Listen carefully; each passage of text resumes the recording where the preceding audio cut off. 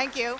I just want to start by saying people around the province have come to know me as the data lady, and that's because I actually eat, sleep, and drink data. So it's really in keeping that tonight I want to share with you 5 elements to success in using strength in numbers to achieve strength in numbers.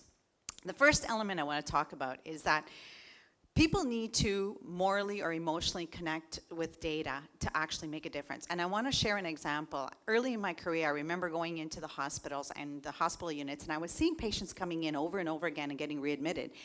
And I remember collecting the numbers and going up to the staff and the managers and saying, look at these numbers. And for some reason, they didn't have the same reaction to it that I did.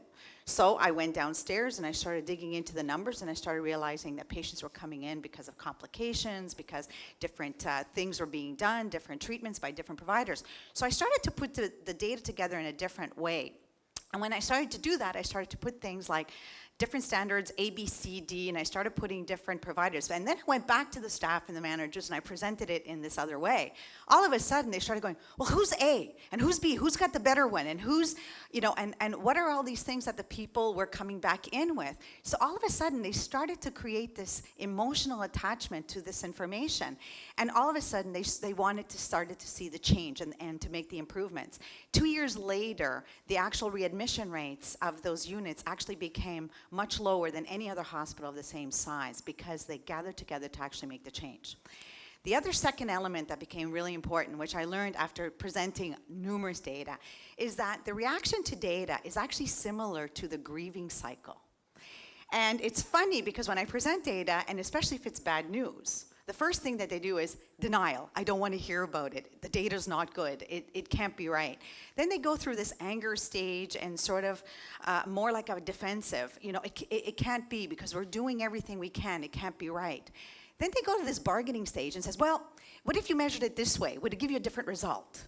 And what was interesting is that this is actually normal. Whenever you're presenting data for the first time, it's actually important that you let people go through these stages, and you have to be prepared to answer all these questions. Because it gets to the point where when you answer all these questions, they get to the area where they finally say, it is what it is, we accept it, we believe it. And then they're actually ready to make a change. And that's when they get to the acceptance phase to make the change. But it's not over, because then there's another element. Once they're ready to make the change, you actually have to be there to help them, to support them. They're going to need even more information, because if they're going to have to create this change to happen, they're going to have to gather even other individuals to sort of make this change. And then you really have to make sure that you're there for them, because it takes a lot of passion, persistence, and patience to actually make the change and gather these individuals to move forward. And then it doesn't even stop there, because once the change is there, they actually have to see themselves in a greater vision. They have to see how what their work is linked to a bigger purpose. They need to know that what they're doing is affecting different things around them, and how are things affecting them also.